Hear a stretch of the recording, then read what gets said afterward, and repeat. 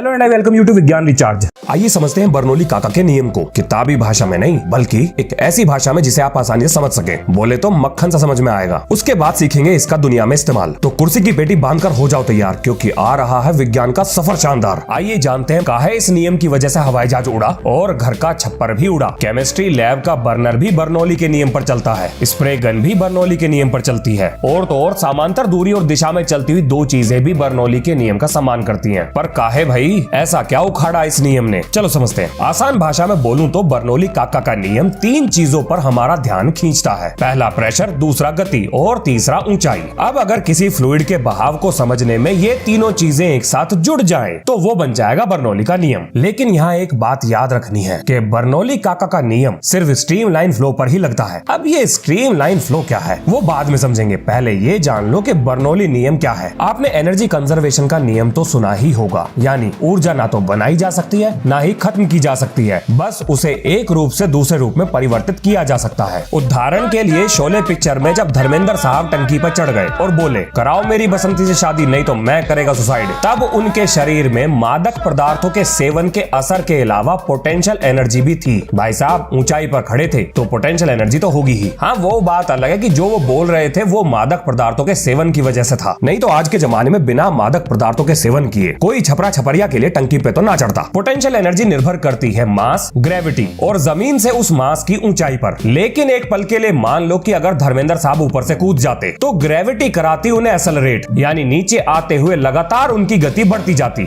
अब अगर किसी चीज के पास गति है तो उसके पास काइनेटिक एनर्जी भी होगी, जो बिल्कुल सही बात है। लेकिन जैसा कि हम जानते हैं ऊर्जा को बनाया नहीं जा सकता, तो ये एनर्जी कहां से आई? इसका मतलब ये भी हो सकता है कि ये ऊर्जा किसी और ऊर्जा से परिवर्तित होकर आ रही है, और ये भी बात सही है।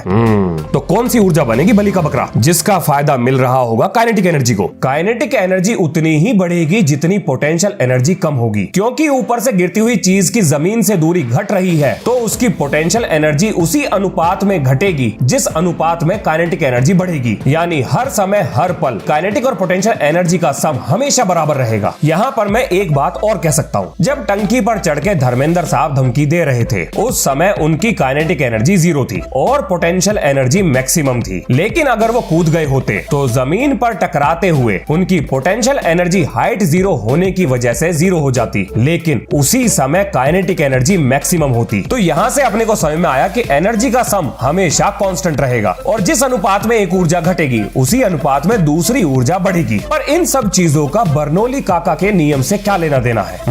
वो बताता हूँ। अब देखो, अपने बर्नौली काका बड़े चालाक थे। उन्हें यह मालूम था कि ऊर्जा हमेशा कांस्टेंट रहेगी, तो इसी चीज का इस्तेमाल करके उन्होंने प्रेशर की इक्वेशन बनाई। उन्होंने कहा किसी भी स्ट्रीम लाइन में बहते हुए फ्लूइड पर लगने वाले सभी प्रेशर का जोड़ कांस्टेंट रहेगा। तो कौन कौन से प्रेशर लगते हैं स्ट्रीम लाइन फ्लो में? तो पहला है स्टैटिक प्रेशर, जिसे हम फ्लूइड के द्वारा लगाया जा रहा दबाव यानी सिंपल प्रेशर भी बोल सकते हैं। दूसरा है बहते हुए फ्लूइड से लगने वाला प्रेशर, जिसे डायनेमिक प्रेशर भी कहते हैं। आप इसे बहते हुए फ्लूइड की काइनेटिक एनर्जी भी बोल सकते हैं, जो निर्भर करेगी उस फ्लूइड की डेंसिटी और उसके बहने की रफ्तार पर। और तीसरा प्रेशर है हाइड्रोस्टैटिक प्रेशर, इसे आप फ्लूइड की पोटेंशियल एनर्जी भी बोल सकते हो, और ये निर्भर करेगा फ्लूइड की डेंसिटी, ग्रेविटी और उसकी ऊंचाई पर कि वो फ्लूइड कितनी ऊंचाई पर बह रहा है। अब बर्नौली महाराज ने क्या किया? एनर्जी कंजर्वेशन को प्रेशर कंजर्वेशन में घुसा दिया। उन्होंने कहा स्ट्रीम लाइन फ्लो में बहते हुए फ्लूइड पर लगने वाले सभी प्रेशर का सम हमेशा कांस्टेंट रहेगा। इसे हम ये भी बोल सकते हैं कि स्ट्रीम लाइन फ्लो में बहते हुए फ्लूइड की प्रेशर एनर्जी,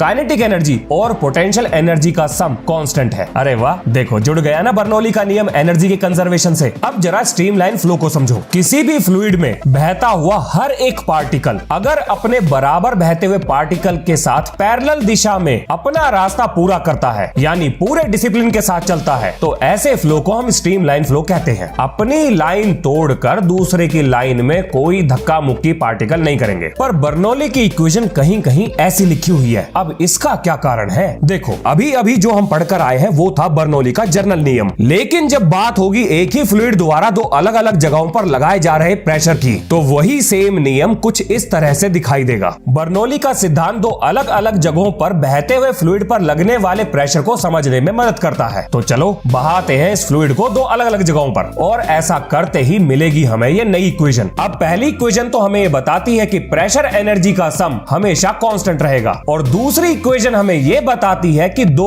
अलग अलग जगहों पर प्रेशर एनर्जी हमेशा बराबर रहेगी। अब कहीं कहीं आपने ये तीसरी इक्वेशन भी देखी होगी। नहीं नहीं नहीं, रुको एक मिनट, ये बार बार कहीं ना कहीं कुछ ना कुछ क्यों लिखा हुआ है? ये क्यों पढ़ रहे हैं हम? ऐसे तो जिंदगी बर्बाद हो जाएगी। अरे चिंता काहे करते हो, बोलने दो बर्नौली काका को जो बोल के निकल लिए। आने वाला है प्रैक्टिकल यूज, यानी बोरिंग पिक्चर खत्म और अब मचेगी मारधाड़। पर उससे पहले मुझे अपना डायलॉग पूरा कर लेने दो। हाँ तो मैं कहाँ था? तीसरी इक्वेशन पर। इसके पीछे का भी कारण जान लो। मान लो पाइप के मोटे सिरे से बहता हुआ पानी पतले सिरे की तरफ जा रहा है और ऊंचाई में कोई अंतर नहीं है, तो ऊंचाई बराबर होने की वजह से पैदा होने वाला प्रेशर दोनों सिरों पर बराबर होगा। तो हम उसे काट कर इस इक्वेशन को इस नए रूप में लिख सकते हैं। यही है इस इक्वेशन के पीछे का कारण। अब इन सारी बातों का निचोड़ क्या निकला देखो। तो बर्नौली के नियम से हमें यह पता चलता है, हॉरिजॉन्टल फ्लो के केस में अगर हम फ्लूइड की वेलोसिटी को बढ़ा दें तो प्रेशर घट जाएगा। अब ऐसा क्यों हुआ? देखो, अगर एक चीज घटेगी तो कंजर्वेशन के नियम के हिसाब से दूसरी चीज को बढ़ना ही पड़ेगा, और यही कारण है कि अगर हम गति को बढ़ा दें तो प्रेशर घट जाएगा। अब इसी चीज को हम अलग अलग उदाहरण की मदद से समझते हैं। तो सबसे पहले हवाई जहाज के उड़ने पर लगाते हैं बर्नौली काका के नियम को, लेकिन उससे पहले कुछ बेसिक बातें।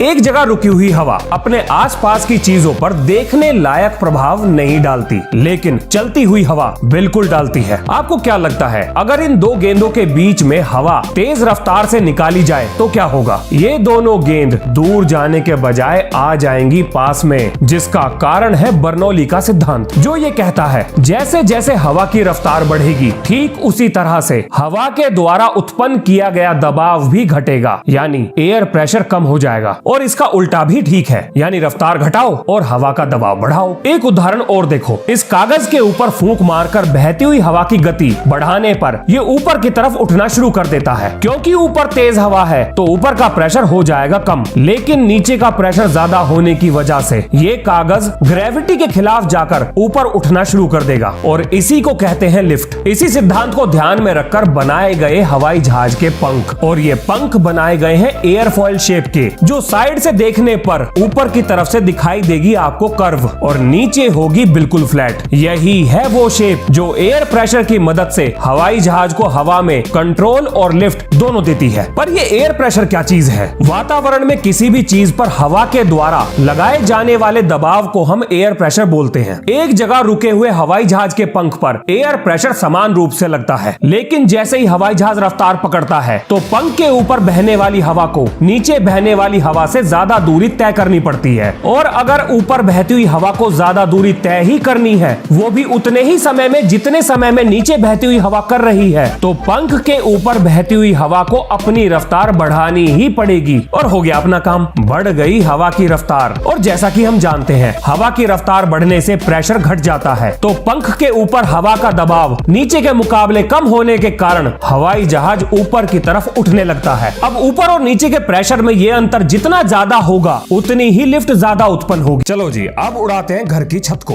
आंधी तूफान आते समय घर की छत के ऊपर बहती हुई हवा की गति बहुत तेज होती है। इसी वजह से छत के ऊपर लगने वाला प्रेशर घट जाता है, लेकिन छत के नीचे लगने वाला प्रेशर अभी भी पहले के जितना है, और इसी कारण की वजह से छत ऊपर की तरफ उठ के उड़ जाती है। अब समझते हैं बंसन बर्नर को। बर्नर में जब गैस बहुत तेज रफ्तार से नली में निकलती है तो इसकी वजह से पाइप के अंदर प्रेशर काफी घट जाता है, और यही घटा हुआ प्रेशर बाहर की हवा को इस नली में खींच लेता है, जिसकी वजह से मिलती है इसको भरपूर ऑक्सीजन, और ये पूरी तरह से जलता है। स्प्रे गन में बहुत तेजी से बहती हुई हवाएं डब्बे में रखे हुए पेंट के ऊपर दबाव को घटा देती हैं, जिसकी वजह से पेंट ऊपर की तरफ उठने लगता है और हवा के साथ मिक्स होकर करता है रंगों की कलाकारी। अब हवा में बाहें फैलाकर ये भाई साहब शाहरुख खान काहे बन रहे हैं? देखो भैया, तेज गति में जाती हुई ट्रेन अपने साथ हवा को धकेल लेती है, तो इन भाई साहब के पीछे की हवा प्रेशर कम होने की वजह से इन्हें आगे की तरफ धकेलती है। इसीलिए बाहें फैलाकर ये अपने बैलेंस को ठीक कर रहे हैं। यहाँ कोनो शाहरुख पंती नहीं चल रही। नजला जुकाम होने के केस में लगाया जाने वाला नेबुलाइजर ये भी बर्नौली के नियम पर काम करता है। नेबुलाइजर में बहुत तेज रफ्तार पर नली में हवा को छोड़ा जाता है, जिसकी वजह से इस डब्बे में रखी हुई दवा के ऊपर प्रेशर घट जाता है और ये लिक्विड से वेपर में बदलकर फेफड़ों तक का सफर तय करती है। इसके साथ साथ बहुत सारी और भी ऐसी चीजें हैं जहाँ पर और बर्नौली का नियम काम करता है, पर आपको मोटा मोटा आइडिया लग ही गया होगा। तो चलो एक बार छोटा सा रिवीजन कर ले। बर्नौली का नियम ऊर्जा संरक्षण पर काम करता है, यानी